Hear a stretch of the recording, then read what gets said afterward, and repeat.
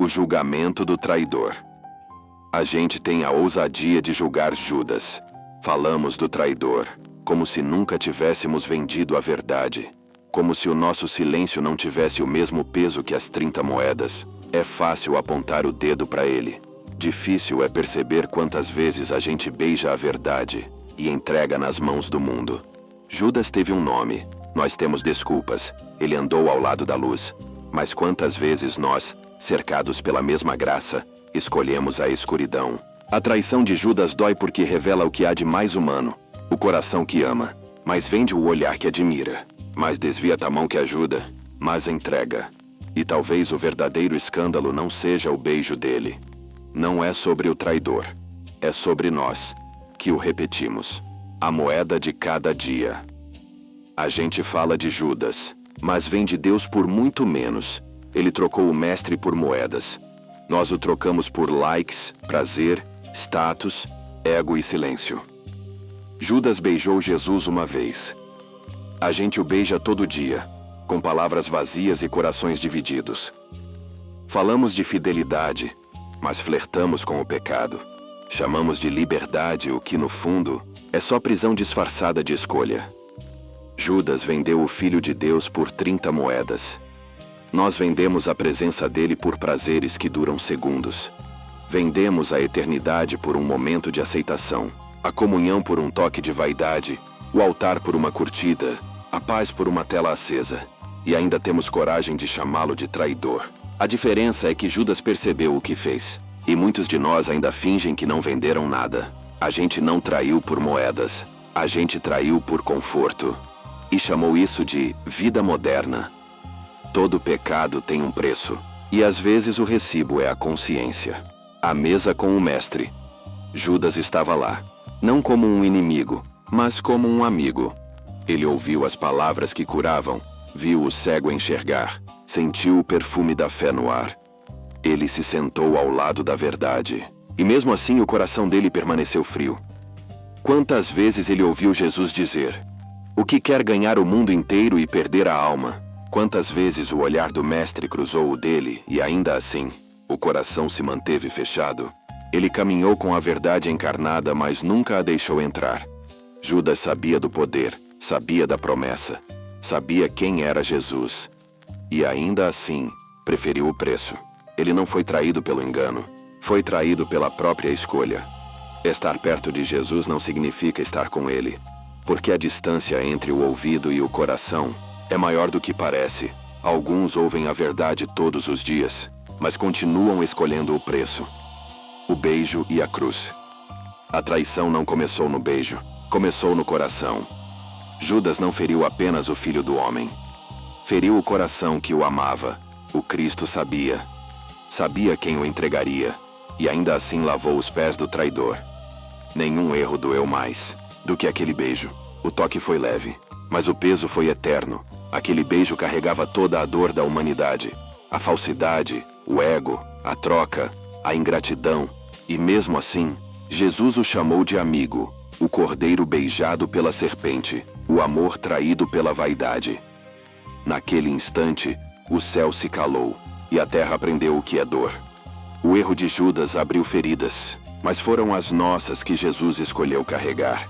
Ele sentiu a dor da rejeição, o peso da mentira, o gosto amargo da traição. E ainda assim, não desistiu de amar. O beijo de Judas foi o início da cruz. E mesmo assim, o amor não recuou.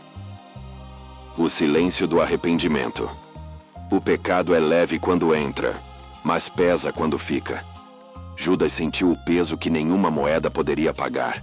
O brilho da prata já não brilhava, agora queimava nas mãos dele como fogo. A consciência começou a gritar.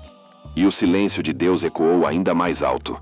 Ele tentou devolver o preço da traição, mas ninguém quis as moedas de um traidor. Então elas ficaram, não nas mãos, mas na alma. Judas não foi condenado por trair. Foi condenado por não acreditar que ainda podia ser perdoado. Ele viu milagres, mas não acreditou que o perdão também era um deles. O arrependimento que não se entrega se transforma em prisão.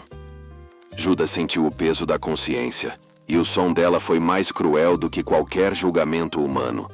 Ele não foi vencido por Satanás. Foi vencido por si mesmo. E no silêncio daquela manhã, um corpo caiu, mas uma lição permaneceu. O perdão estava vivo.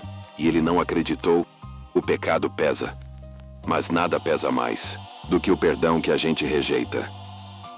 O motivo do preço. Tudo o que Judas fez não escapou dos olhos de Deus. A traição não pegou o céu de surpresa. Ela fazia parte do plano que libertaria a terra. O sangue que manchou o chão naquela noite seria o mesmo que lavaria o mundo. O erro foi humano, mas o propósito foi divino. A cruz não começou com pregos. Começou com um beijo. A dor do Messias se tornou o caminho da nossa salvação.